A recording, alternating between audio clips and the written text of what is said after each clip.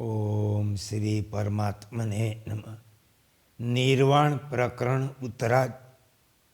પ્રલય કાળમાં મેઘો દ્વારા ભયાનક વૃષ્ટિ થવાથી એકાર્ણવની વૃદ્ધિ તથા પ્રલય અગ્નિનું બુઝાઈ જવું.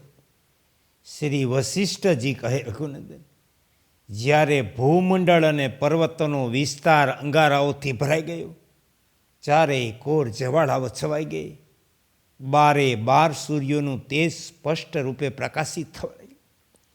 જ્યારે બ્રહ્મરૂપી પસ્તર રહિત સરોવરમાં જવાળારૂપી પાંદડાઓથી સુશોભિત અને તણખલા રૂપી કેસરો અને અંગારા યુક્ત પ્રલય અગ્નિરૂપી કુમુદિનીના વાયુ પ્રધાન સરપ અને પર્વતરૂપી મૂળ પાતાળ સુધી મહાન અંગારરૂપી કીચડમાં મગ્ન થઈ ગયા, ત્યારે આકાશને સંચરણને યોગ્ય જોઈને મસકમાં પાણી લાવનારા ઊંટોના સૈન્યની જેમ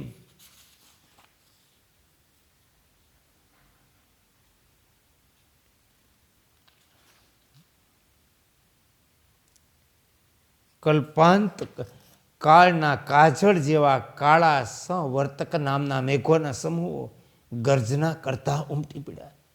પછી તો ત્યાં પ્રબળ પ્રચંડ વૃષ્ટિ થવા લાગી. આકાશમાં વજ્ર જેવો કઠોળ ગડગડાટ સંભળાવા લાગ્યો, જાણે આખું બ્રહ્માંડ તૂટી પડતું હોય. જેમ દાવાનળ સળગવાથી સંપૂર્ણ વનમાં ભયંકર જવાળાઓ છવાય, તે પ્રમાણે આકાશરૂપી વનમાં વીજળીનો પ્રકાશ છવાઈ જવાથી તે વૃષ્ટિ અત્યંત ભયંકર લાગતી. પૃથ્વી ચટ ચટ અવાજ સાથે તૂટવા લાગી. તેના પરના અંગારાના ઢગ હવે બુઝાવા લાગ્યા. મેઘોની ગર્જના સાથે વધી રહેલી ભારે વૃષ્ટિથી લોકાંતર ધરાશયી થવા લાગ્યા. અંગારા યુક્ત જગતરૂપી ઘરમાં વિલાસ કરનારી તે વૃષ્ટિ વાષ્પ શોભાથી સત્કૃત થઈ. તે શોભાએ પ્રગટ થઈ સખીની જેમ સામે જઈ તેનો સત્કાર કર્યો. ત્યાર પછી જ્યારે પૃથ્વી, જળ, તેજ, વાયુ આ ચારેય મહાભૂતોમાં ભયંકર વિક્ષોભ ઉત્પન્ન થઈ ગયો, ત્યારે તે મહાપ્રલયના સમયે ત્રણેય લોક એવા જણાતા જાણે તમાલના વન ઉડી રહ્યા હોય.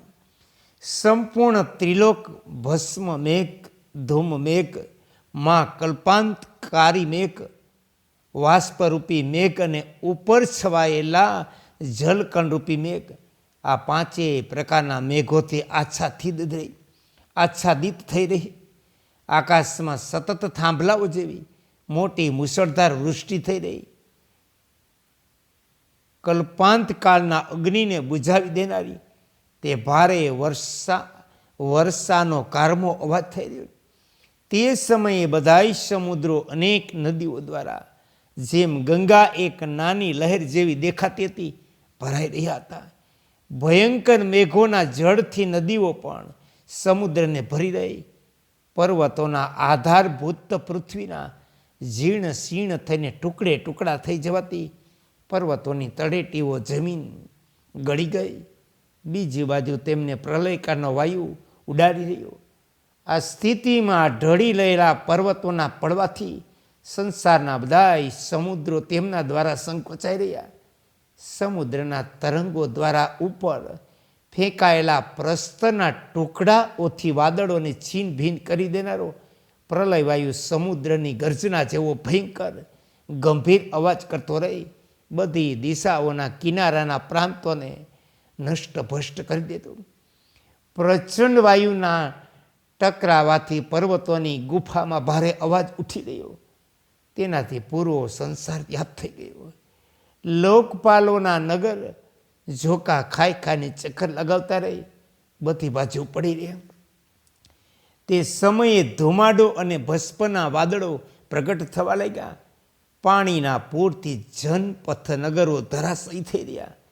ઊંચા ઊંચા તરંગો ઉઠવા લાગ્યા. પૃથ્વી પર્વતો ડૂબવા લાગી. વમળોમાં પડીને ધરર અવાજ કરનારા, પરસ્પર ટકરાઈને એકબીજાને નષ્ટ કરવા માટે તૈયાર ઊંચા ઊંચા પર્વતો સમુદ્રમાં વિખેરાયેલા પાંદડાની જેમ ચક્કર કાપી રહે.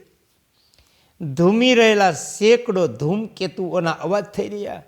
તેથી આ જગત તરફ જોવું મુશ્કેલ થઈ ગયું. સાતમા પાતાળ સુધીનો સંપૂર્ણ સંસાર પોતાના સ્થાનથી ચ્યુત થયેલા દીપો, સમુદ્રો સહિત ભૂમંડળના મોટા મોટા ખંડો ઢળી રહેલ અન્ય પાતાળ મંડળોથી ભરપૂર લાગતો હતો. નીચે સાતમા પાતાળ સુધી, મધ્યમાં પૃથ્વી મંડળ, પર્વતો સુધી અને ઉપર આકાશ મંડળ સુધી એક જ સમુદ્ર બની ગયેલું સંપૂર્ણ જગત પ્રાણવાયુથી પરિપૂર્ણ થઈ રહ્યું. હે કૃષ્ણ, હે કૃષ્ણ, હે કૃષ્ણ.